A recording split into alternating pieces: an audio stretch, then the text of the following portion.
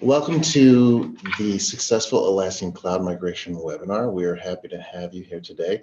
I'm David Mitchell. I am an Atlassian certified professional and a consultant with Expium, a Valiantus company.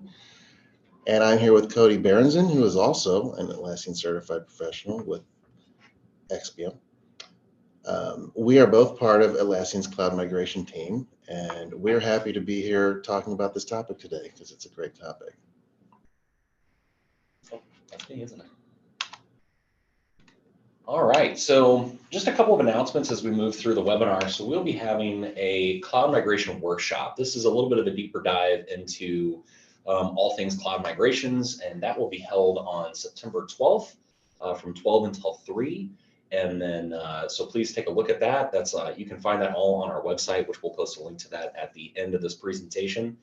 But as we move along, if you have questions, anything you'd like to ask, please post all those to the Q&A, on the meeting, so that way we can make sure we get to that by the very end. So without further ado, we'll move into the next slide. So this is the cloud migration roadmap. This shows 6 phases of a migration, and this is actually, we got this from Atlassian. This is how they outline the 6 phases. So we're going to talk through these 6 phases in the webinar today. And let's see. Yeah, so our webinar is structured around these 6 phases. Briefly describing them. So we have the assess phase, where you look at what it is you're wanting to do. Should you move to cloud or data center? You do your planning, determining your strategy. Then you do preparation. That's preparation within your company and with your server. Testing, you test the migration, then you actually do the migration and launch.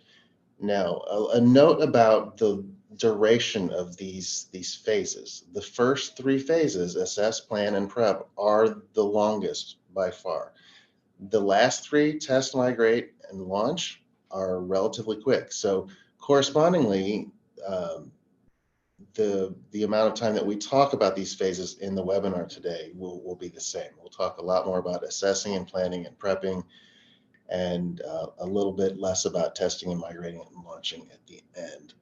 A couple of points when you're just sort of looking at this whole process is to start early in terms of getting your InfoSec team involved in the conversation. Have a conversation with your InfoSec team as early in the process as you can, preferably right at the beginning, because we have seen situations where companies have gotten halfway through their migration process, then brought in the InfoSec team, and the InfoSec team says, okay, hold up, we haven't approved of this.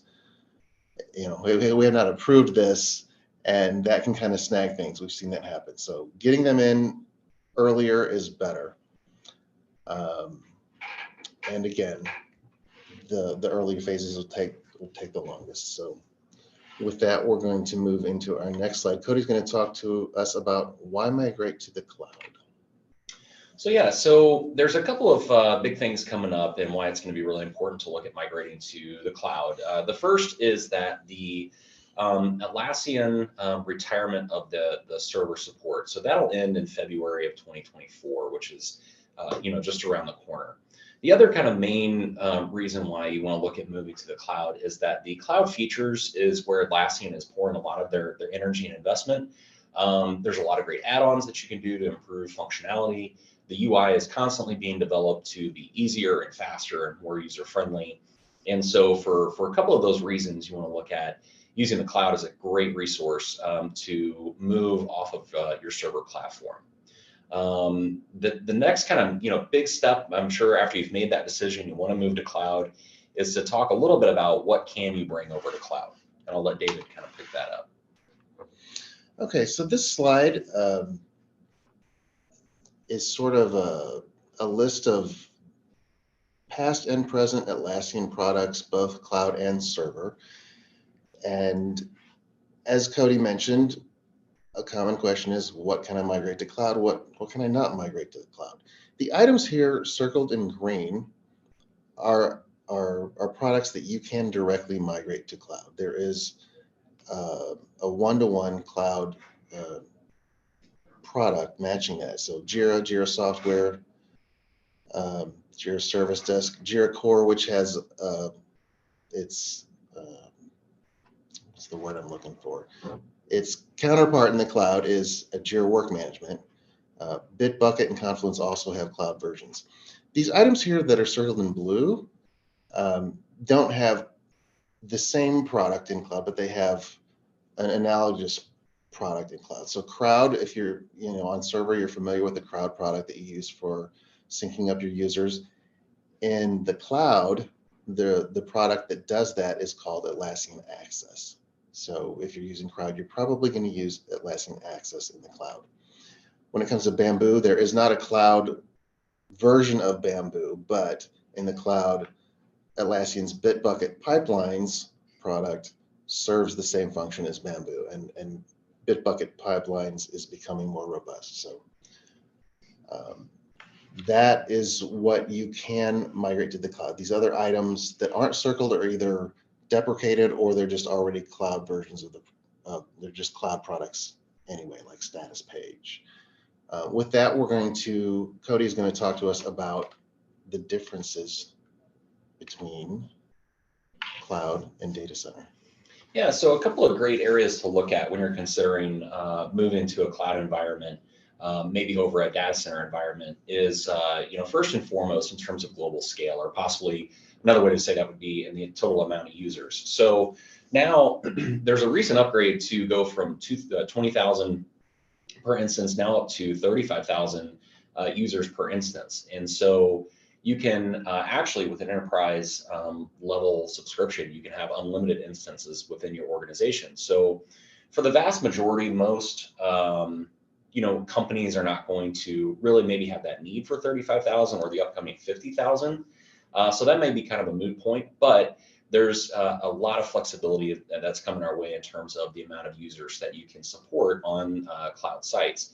Conversely, on data center is unlimited, so there's a little bit of a difference there. This is where some of the other major differences really kind of come in. So I'll talk about these next three almost as kind of one topic, which is the reliability, security and compliance, the governance controls. All of these are really managed through Atlassian on the cloud instances. On data center, you're really relying on your own team, your own IT teams, your individual users to all kind of support these particular three areas. So in terms of reliability, cloud has some great functionality in order to, as it's noted here, for guaranteed uptime, security and client compliance. The Atlassian cloud teams are constantly making updates and keeping that site as secure as they can.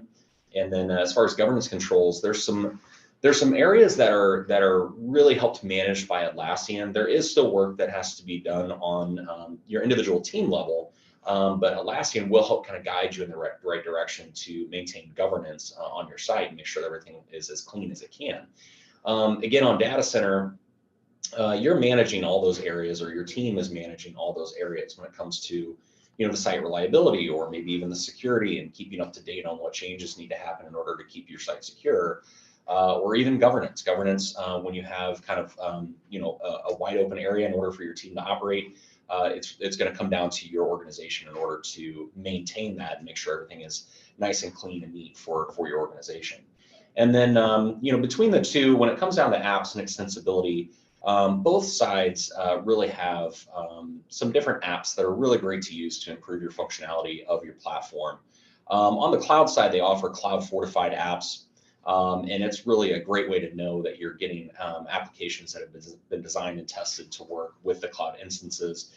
Data center also has approved apps that they use, but some really great reasons to look at cloud over potentially moving to a data center environment is a lot of that work that Atlassian is kind of doing for you in order to help your site operate as smoothly as possible.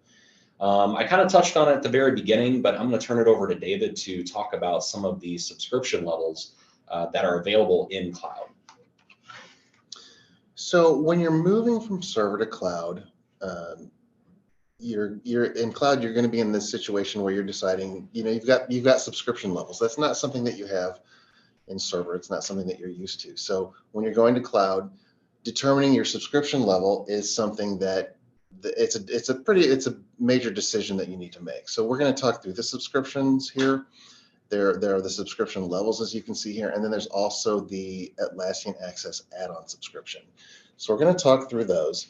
Um, just sort of giving you a preview, though, I will tell you that from what we see, our experience working with all of our customers, the vast majority of our customers, and I'd say something like 80 to 85%, wind up purchasing a premium subscription level with access. So that is what, by and large, most companies use. Okay, so with that, now we'll talk about the differences here.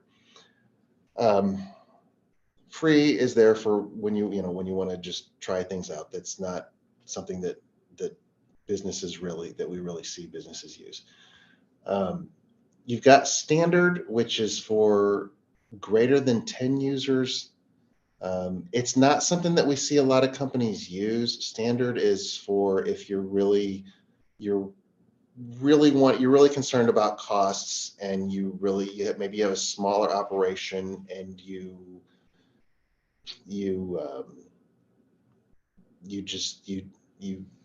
don't need to, the basics are, you can get by with the basics. Um, there are items that tend to push companies over the edge to getting premium over standard, and so we'll talk about some of those. With premium, you get unlimited storage. With standard, you don't. Advanced roadmaps is a really great product, very cool feature if you're wanting to do planning and upper levels of portfolio management. That's not something that you get with standard. It's not something you can add with a subscription or an add-on. So if you want advanced roadmaps, you have to go to premium. Another big one is a sandbox. With premium, you get a sandbox built in, and basically that's an extra instance that's a copy of your production instance. In standard, you don't have a sandbox. You don't have any kind of development or testing area. So that's something that's, going without something like that is something that's untenable for most companies. That's why a lot of companies don't really settle on standard. So if you're going to need a sandbox, you're going to be using premium. With Jira in the cloud, there's automation for Jira, which is a great feature. It's very powerful. There's a lot you can do with it. However, in the cloud, the number of executions of automations that you can have each month are limited, and it's very limited with standard. With standard, you only have 500 executions a month. Most companies that are doing any kind of automation will exceed 500 easily. So that's also a reason to go with premium. Another feature in terms of automation between standard and premium is when you do automation in standard, you can only do automations within the scope of a single project. With premium, you can do automations across projects, or what we call global automations, meaning you can set up an automation that applies to several projects, or copying things between projects. So that's a capability that you have with premium that you don't have with standard. So as you can see, there's a lot of really great features that's why a lot of companies go with premium instead of standard.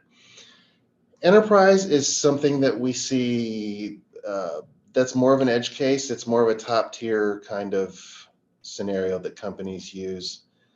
And the main feature there is when a company needs to have multiple instances within the same license. And a lot of times that would be companies that are in an acquisition mode. They're purchasing companies, and they just need to have everything under the same license. An interesting point with enterprise to note is that Access, the Atlassian Access product, is included with that. You don't have to have an additional subscription. If you're on standard and premium and you want to have Atlassian Access, it's an additional subscription. So with that, let's talk about what Access is really quick. As I noted before, Access is the cloud equivalent of the server-based crowd product. It helps you manage your users. And what Access does is it helps you implement single sign-on. It helps you if you're going to do any kind of automated user provisioning, like if you're going to grant product access to your users by using groups in AD. So that's what that is for. So like I said, most companies settle on premium with an Atlassian Access subscription. If you have any questions about licensing, please feel free to reach out to us here at XPM about that. We have people that work specifically with licensing. They will talk to you for free, no charge. So feel free to go to our website, grab the phone number, call us, or you know, Cody and my email addresses are on the presentation at the end. You can reach out to us by email. Next slide, we're going to talk about the benefits of the cloud platform, and Cody is going to talk to us about that. Yeah. So some of the top benefits of cloud, and as you can kind of see on the screen, this was a survey taken of 320 Atlassian customers. And, it's centered around some really great benefits that they responded to on these top areas. And so I'll kind of go through them one by one here. One of the big ones, and from talking on a previous slide about, security controls on cloud products, this is one of the top areas that the respondents really responded to positively, which is that peace of mind around maintaining security and version upgrades. So, again, the great thing through Atlassian Cloud, they're taking care of all of that work for you. If you were hosting that, self-hosting that, that'd be an area that you'd have to really be digging into. And so this is a big, strong selling point for the cloud platform. Another great area is improved speed and accessibility. So the site operates very quickly. It's very clean. It's very smooth. So that's another area that really hit home with these Atlassian customers. Kind of no surprise, this led into improved employee satisfaction. So, when you give your employees great tools that they can use very easily, remove any of those pain points, you can see that really helped within those organizations improve that employee satisfaction. Following that right along is improved performance. So again, having the cloud site that works very well for their staff, it's given them improved workflow or improved performance, able to get more done. Another area, and this is probably a great thing for any organization, but it's reduced total cost of ownership for Atlassian products. We'll move into a slide here in a minute where we'll talk about that a little bit more, but you can see that was a really heavy hit there. Improved security. This is kind of really circling back to number one, but again, it's an area that really, is a strong point nowadays, is to make sure that you have a secure site, you're keeping your data very secure. And that was another kind of major point for these that were surveyed. The last two, increased capacity for teams to focus on strategic goals. Another great area, so you can help automate, you can help, this tool can help you in so many different ways to focus on bigger picture items. And then lastly, better third-party apps and integrations. So as we mentioned before on, there's cloud fortified apps that you can really work into a cloud platform. It can make workflow very simple. It can integrate seamlessly. And so that was another major area that really stood out to these particular customers. So as I talked about on point number 5 is the reduced total cost of ownership. There's a great tool online that David's going to kind of highlight here, and we'll talk about as to why that helps, why that really stood out on this survey. I'm glad you mentioned that because I tend to forget to show the tool. Anyway, this slide here, we're talking about cost, comparing cost between cloud versus, it says on premise. This sort of has server in mind. Everybody's concerned about cost, right? This shows the blue items at the bottom is related to licensing, and this shows that when you're comparing licensing costs for server relative to cloud, cloud does cost more. However, the total cost of ownership for an on-premise installation is quite a bit more because you have all of these additional items that you have to manage and pay for. A lot of which is maybe you're paying for a hosting service, maybe you have your own data center that you're running it on, and you have all of that equipment, hardware, staff maintaining all of that. Those are all additional costs. So when you look at the big picture and add it all up, cloud actually costs less. Something that I'll note here, is like I mentioned before, this is comparing server to cloud. Um, this it's if we were talking about data center to cloud, the licensing costs might actually be more the same. Data center now has a licensing model similar to cloud. So licensing between data center and cloud is about more about the same. Sometimes data center can even cost a little bit more. So that there's that comparison. And as Cody mentioned, we're going to look at a cloud savings calculator, which I will flip over to here. Um, and I will copy this. I'll put this in the webinar chat for you to grab. Um, this will be something to take a look at. Atlassian provides this cloud cost analysis calculator, and it's a really handy tool.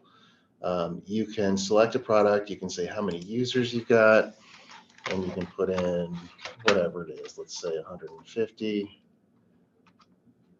and we can add another product, say a Confluent, and say we're going to have, we'll just make it 150, the same number. That's what's typical, and you can say get your estimate, and it will provide you a comparison of what it would be for a self-managed product versus cloud. Here on the cloud side, you can change it to between standard and premium. It will also has this link here, take a note of this, where it says edit our assumptions. You can go in here and you can modify things like how many administrators do you have? Maybe you have more than one administrator. Let's say you have three, and you can modify what their salaries are. Say your salaries are something different. So it just allows you to define these things and specify these things. Um, let's see, and then you can update it per these parameters that you change. So that's a really great tool. Grab that link and make use of that. And so with that, looks like I'm doing the next slide as well. We're going to talk about cloud adjustments and challenges. When you're migrating from server to cloud, when it comes to marketplace apps, that is, doing analysis around your apps just for the migration process is a big major part of what has to be done and what we do and what we help our customers do. Some of your apps on server may have corresponding cloud versions, some of them may not. So all of that analysis has to be done.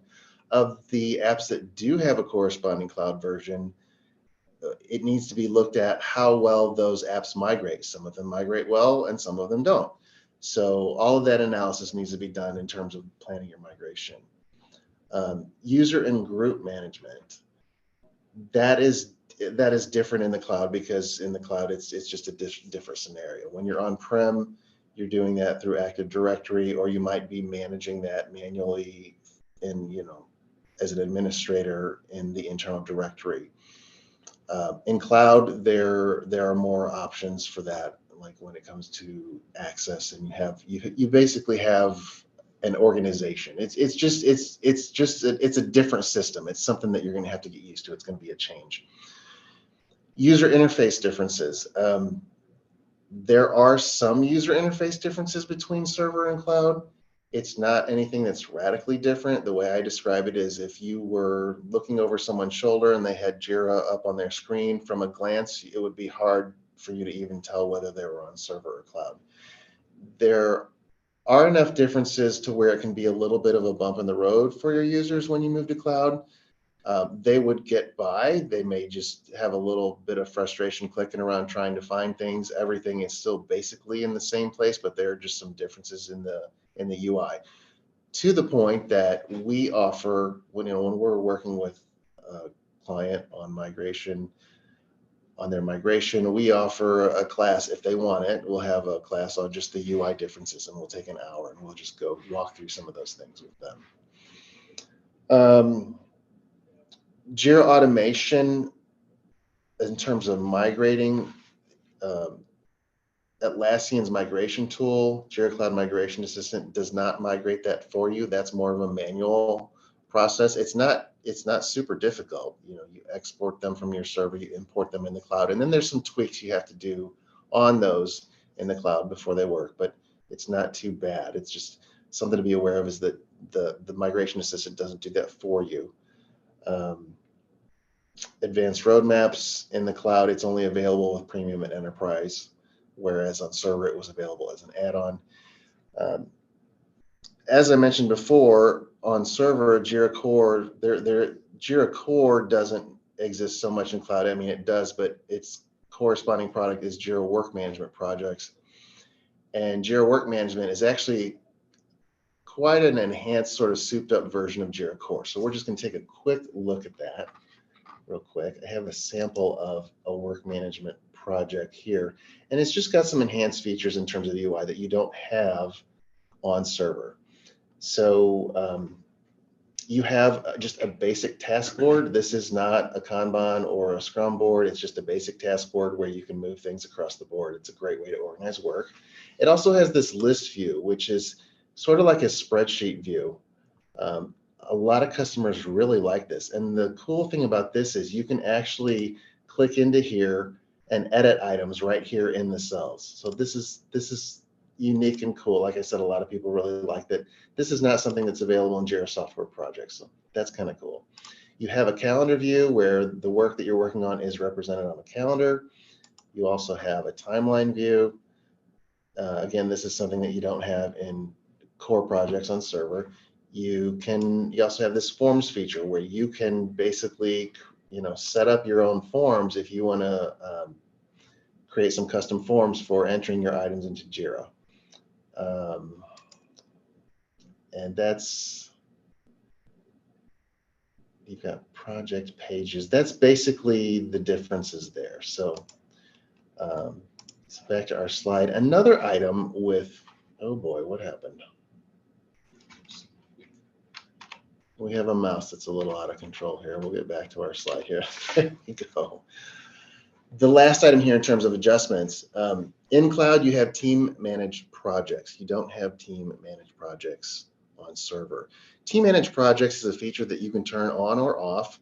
By default, team managed projects, that feature is on in cloud. We recommend with all of our clients that you turn it off.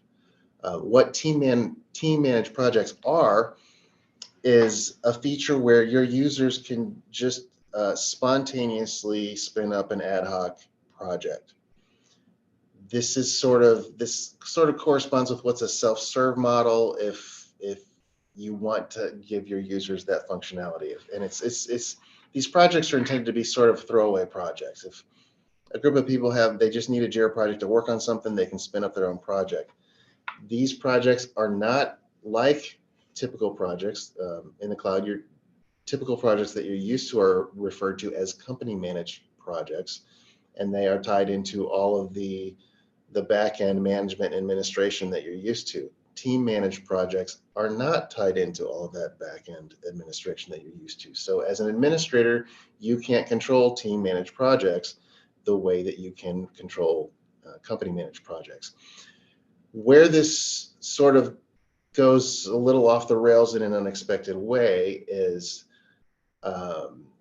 companies aren't aware that it's on by default. They leave it on. Users find this, they start creating their own projects, and then they put mission critical work and data in those projects. And then they're not able to be controlled and managed like typical projects can be. They're not able to be accessed and reported on like company managed projects can be. And that's where sort of run into this management problem. And so we often have companies approaching us saying, hey, we have some team managed projects with mission critical data in it. We need to migrate those into company managed projects so we can manage those. And we do that for them. Unfortunately, that is not an easy process because when Atlassian created team managed projects, they did not create those. They did not build those from the ground up with the idea of being able to migrate them to company managed projects in mind. So it's kind of a hairy process that doesn't have a clear path. It can be done. But anyway, so that is why we recommend that you start with those turned off. If you would use those, we recommend that you only turn those on at a time when you have decided that you want to use that feature, when you have decided that you want to offer that ad hoc throwaway project capability to your users. And you only do that after you have trained everyone on how to use those. And when you get to a point to where your user base understands what those projects are for, when to use them, and when not to use them. Once you've done that education, then you can go ahead and turn those on if that's something you want to do. So with that, I think that's all we have here on this slide.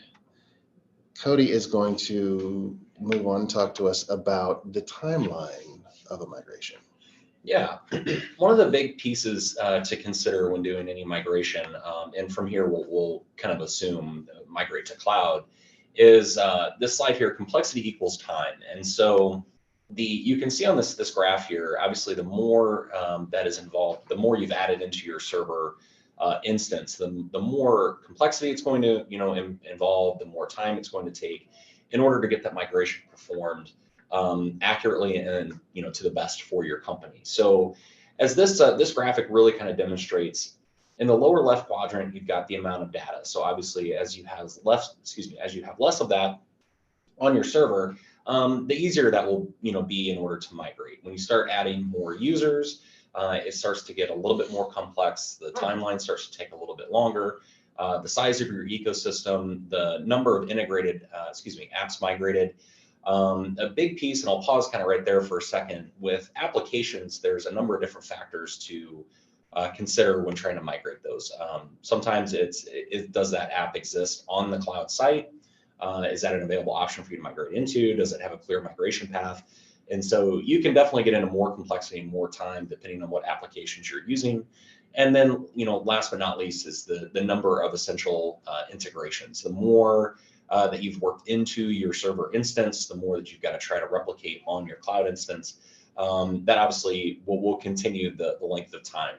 And it's hard to say for any particular migration how long that will take. But you can assume that it could be anywhere from maybe 3 months if you have a very relatively small instance, very few projects, very little data, fewer users. That can take anywhere from a few months to even 12 months or longer.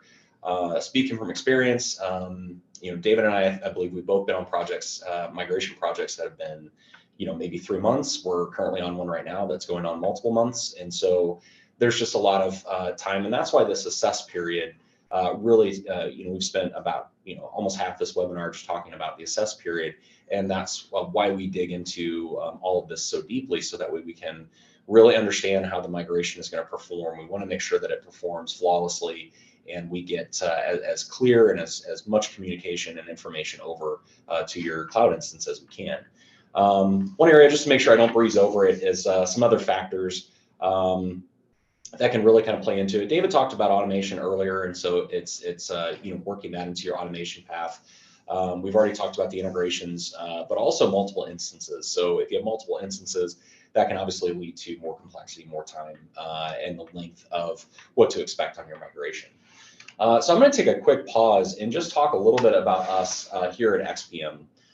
So obviously, one of the main things that we provide is consulting. So we've covered a lot of items that just in this assess period of this webinar, where we offer consulting practices, and we can help you understand more about Atlassian, more about your instance, and how to effectively use that. But like this webinar, we offer training. We do this either on-site or for public, online.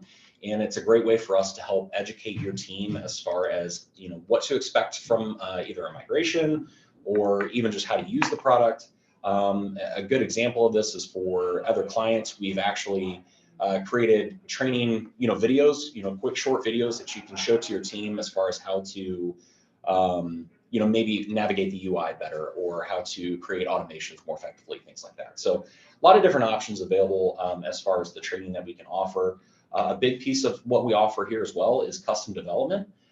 So we have many different cases where we've taken feedback from a customer And as far as maybe an application or a way to use their Atlassian instance more effectively, and we have developers that are able to help build out those those custom solutions.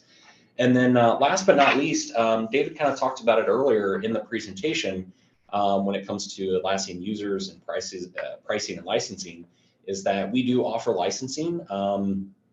The great thing is that when you license through us, you'll get the same price that you would get through Atlassian, but you get some more support provided from our team here at XPM. So, and you know what? Our slide here actually says you receive the same price, and actually the truth is we can get you a better price than you can get from Atlassian. Another great reason to look at us. Yeah. Yeah.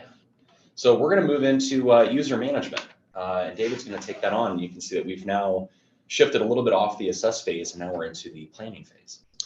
So when you are migrating, looking at your users is one of the biggest things that you have to do. It's one of the things that we spend a lot of time on helping our clients with.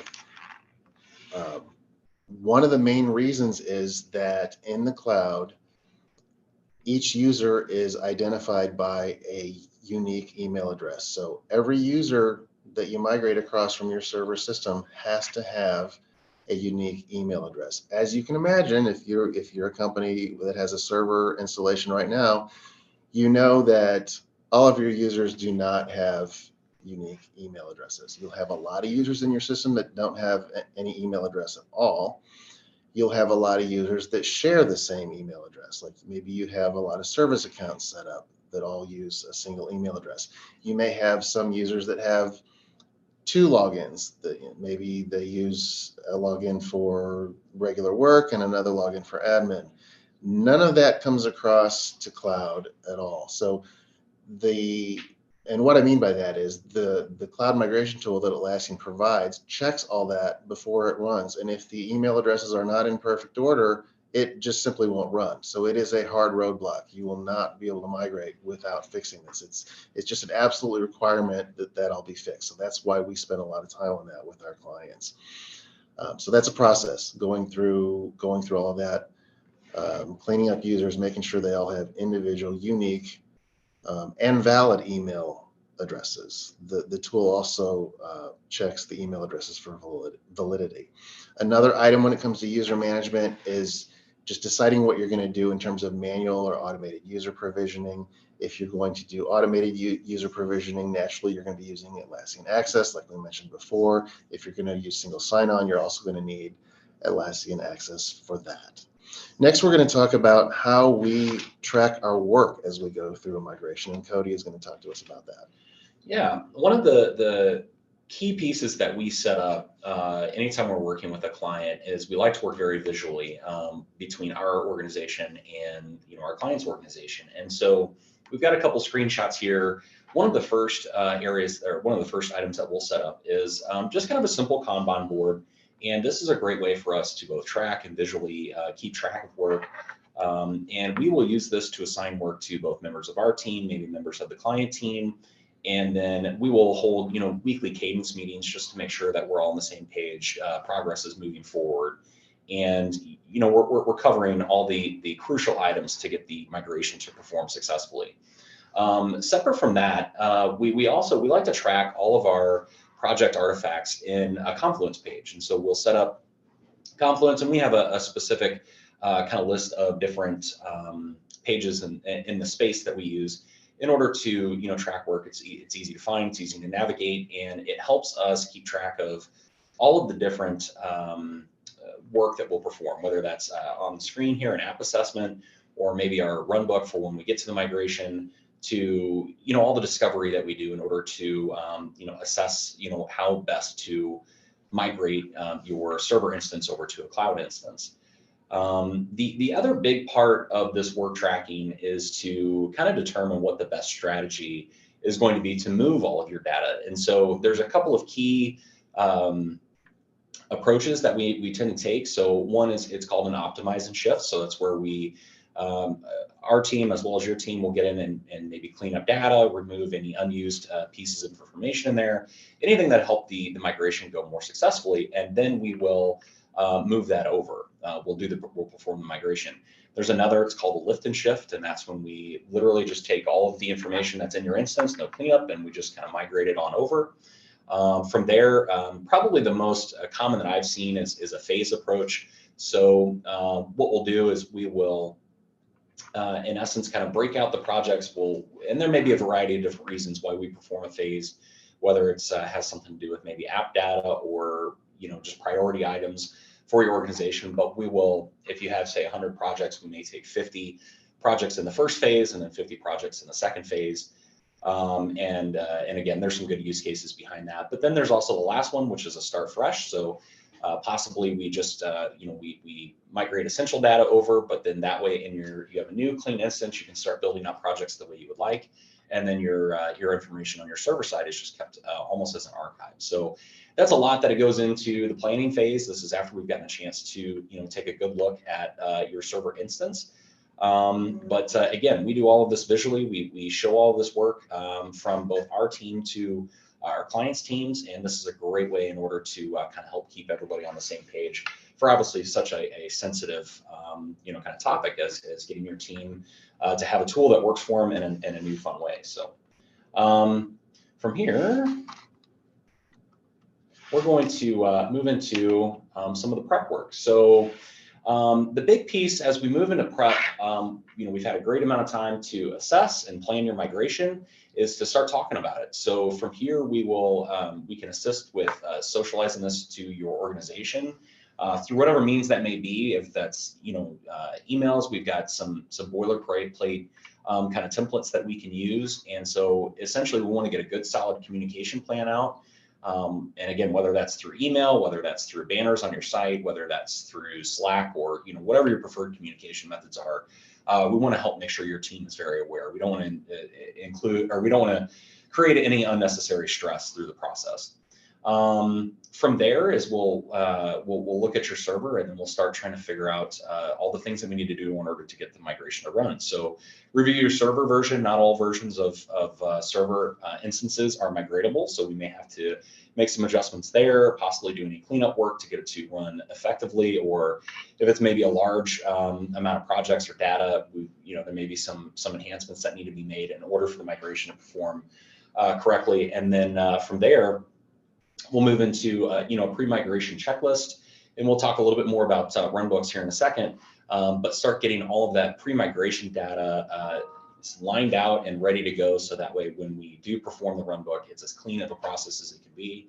And then last but not least is review your cloud, your new cloud instance, and make sure it has all the information on it that it's going to need to accept the new data. So maybe that's making sure that we've got third-party apps installed or add-ons, whatever it may be, in order to get that data to come over cleanly. So I mentioned just a moment ago about the runbook. So David's going to talk a little bit more about that. This is a critical piece of information for us to get the migration to run great. So I'm going to turn it over to him. So when it comes to a runbook, you have to have a runbook, and a runbook is crucial. A runbook is basically an explicit step-by-step outline of exactly what you do as you execute your migration process. It's something that you're going to develop as you do testing. You will refine it as you do testing, and you will test that runbook.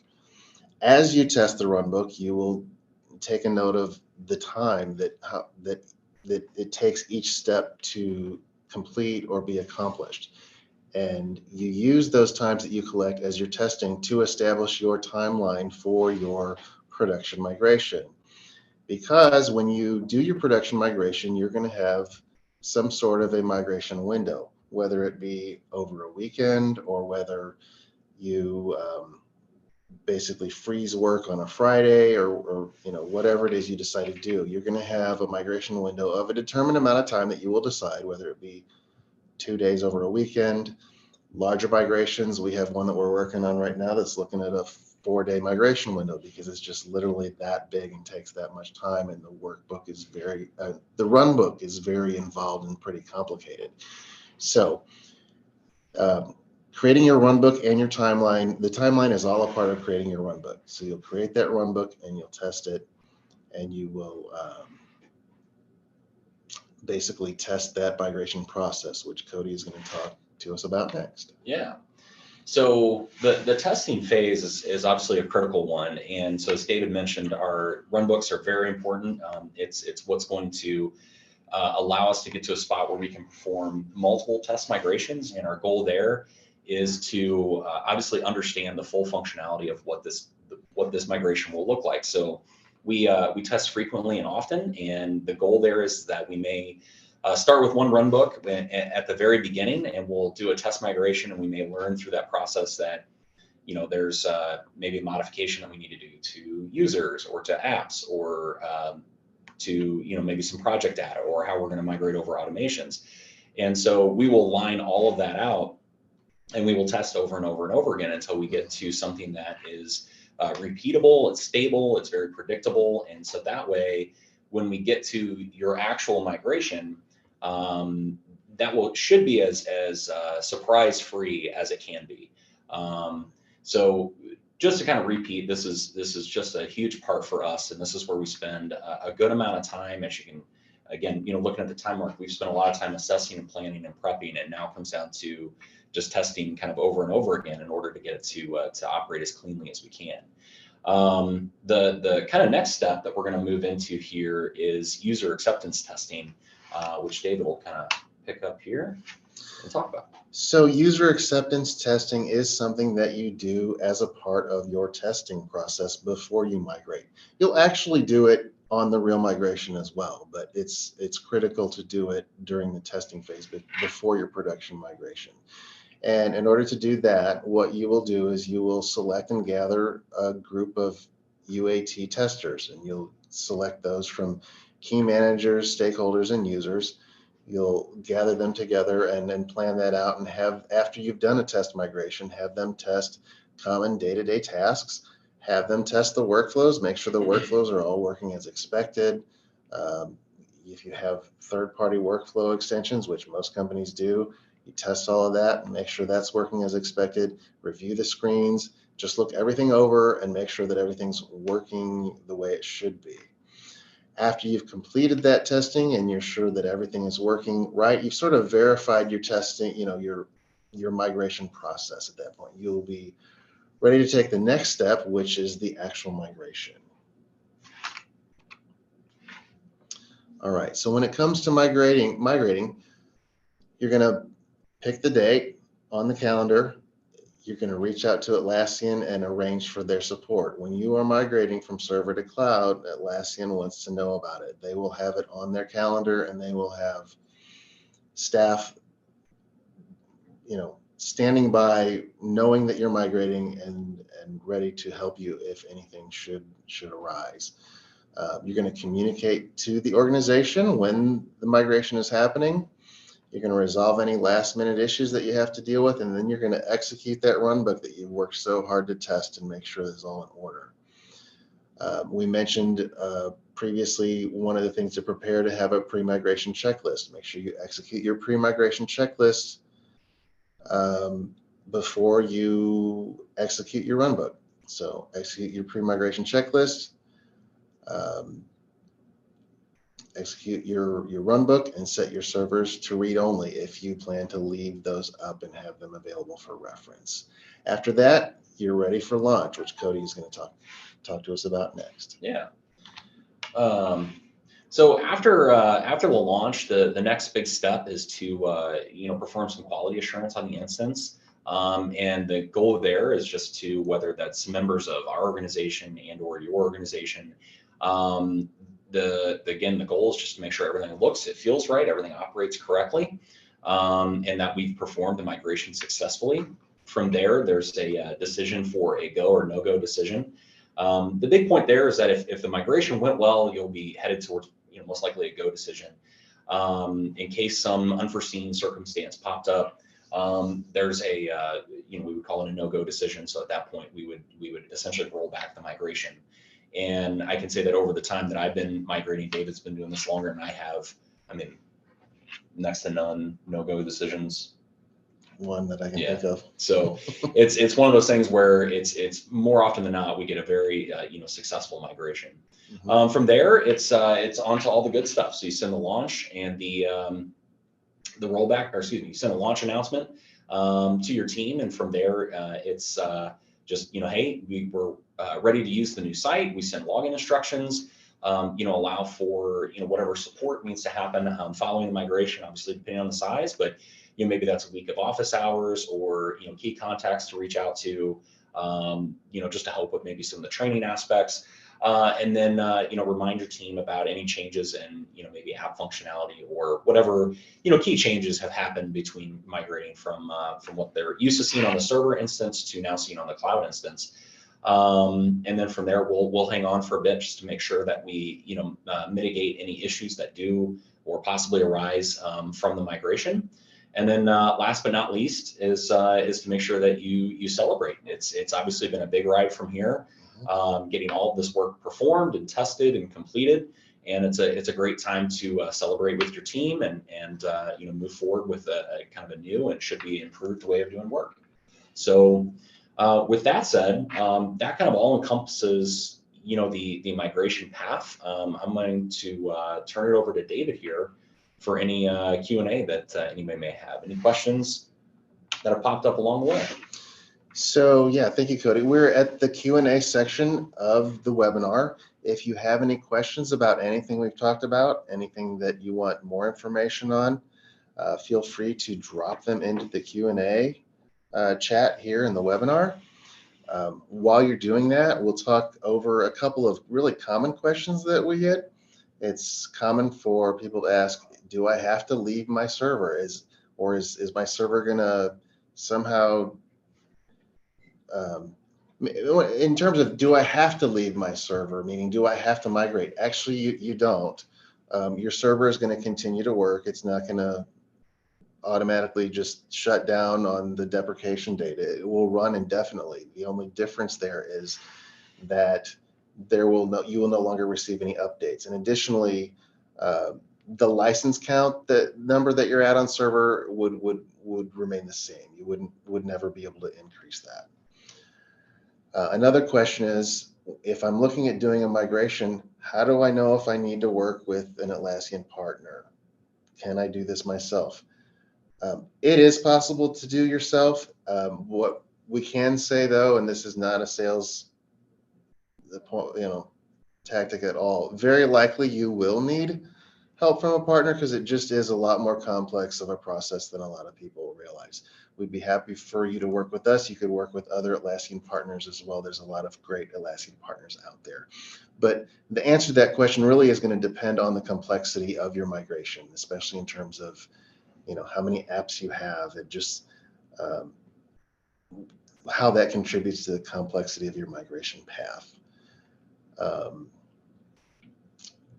And so that's really the most common, couple of the most common questions that we see. I don't see any other questions in our Q&A chat, so we can move on to the next slide, which Cody will take us to. Yeah. So to just kind of wrap up, thank you for attending this webinar on cloud migrations. I hope this has helped kind of maybe outline the process, a little bit of what to expect. Obviously, David and I are available for any questions that may pop up following this webinar. So you can see it's posted in the chat here. We have it on the screen as well, our individual emails. Please feel free to reach out to us with any questions that you may have regarding migrations. We're happy to answer those and just help you understand a little bit more of kind of what to expect. Another big point with this webinar, as we're doing here for cloud migrations, we have a number of great colleagues here in our office that perform other great webinars for anything that you may be interested in. And so you can see the hyperlink in the email. I believe that's in the chat as well.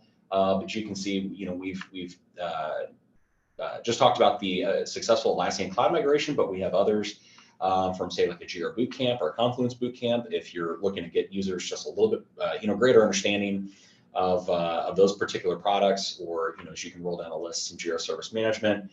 We've got a lot of great classes that you can take or webinars that you can tune into and just get a better understanding of Atlassian and their products and how we can help. So without further ado, we'll wrap up from there. One other thing I'll add is if you look at this slide here, you'll notice our cloud migration workshop September 12th.